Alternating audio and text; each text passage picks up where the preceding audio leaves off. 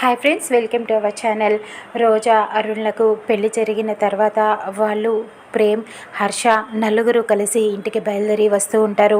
అంతకు ముందలే ఇక్కడ దీక్ష బాధపడుతూ ఇంట్లో ఏడుస్తూ ఉంటుంది. భ్రమర ఓదారుస్తూ ఉంటుంది. కానీ రమాదేవి మాత్రం ముందుగానే ఇంటికి వచ్చేస్తుంది. చాలా ఆవేశంగా కోపంగా ఉంటుంది. ఇక ప్రేమ్, హర్ష, ఇటు అరుణ్ అందరూ కూడా కారులో ఇంటికి లోపలికి వస్తూ ఉంటారు. అరుణ్ చెయ్యందిస్తూ ఉంటాడు రోజాకి. ఇక ఇద్దరు చాలా సంతోషంగా లోపలికి వస్తూ ఉంటారు. రోజా లోపలికి అడుగు పెడుతూ ఉండగానే ఆగిపోతూ ఉంటుంది. అలా చూస్తూ ఉండిపోకంగా హర్ష అంటాడు, అమ్మ నువ్వు కుడికాలు లోపలికి పెట్టి అడుగు పెట్టమ్మా అని చెప్పగానే ఇక అరుణ్, రోజా ఇద్దరు కూడా కుడికాలు లోపల పెడుతూ ఉండగా ఒక్కసారిగా లోపల నుంచి ఆవేశంగా రమాదేవి బయటికి వచ్చి ఒక చేతిలో ఉన్న ఫ్లవర్ వాజ్ని రోజా కాలు పెట్టే చోట విసిరి కొడుతుంది. అది కాస్త మొత్తం ముక్కలై పగిలిపోతుంది. రోజా ఇక అడుగు కూడా లోపల పెట్టలేకుండా ఉంటుంది.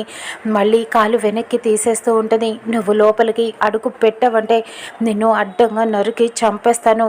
నువ్వు ఎవరివే అసలు? నువ్వు నా కోడలివే కాదు, ఈ ఇంటి కోడలివి అస్సలే కాదు.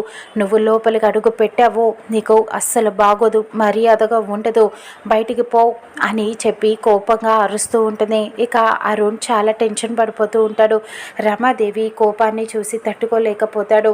ఇక ప్రేమ్ అయితే అలా చూస్తూ మౌనంగా ఉండిపోతాడు. హర్ష ఎంత చెప్పినా రమాదేవి వినదు. వాడికి ఇష్టమైన అమ్మాయిని పెళ్లి చేసుకున్నాడు, వాళ్ళని లోపలికి రానివ్వు. ఇప్పుడు ఏదేమన్నా వాళ్ళకి పెళ్ళి అయిపోయింది, ఇక నువ్వు ఏమన్నా ఏమి లెక్కలోకి రాదు, కాబట్టి వాళ్ళని లోపలికి రానివ్వు అని చెబుతూ ఉంటాడు. కానీ రమాదేవి మాత్రం అస్సలు వినదు. అసలు తను నా కోడలే కాదు, ఈ ఇంట్లో అడుగు పెడితే అస్సలు ఊరుకునేది లేదు అని చెప్పేస్తూ ఉంటుంది. చామంతి అక్కడే నుంచొని కన్నీళ్లు పెట్టుకుంటూ అలా బాధగా కోపంగా రోజాని చూస్తూ ఉంటుంది. ఇక రోజా మాత్రం ఎలా ఈ ఇంట్లోకి ఏం చెప్పి అడుగు పెట్టాలా అని చూస్తూ ఉంటుంది.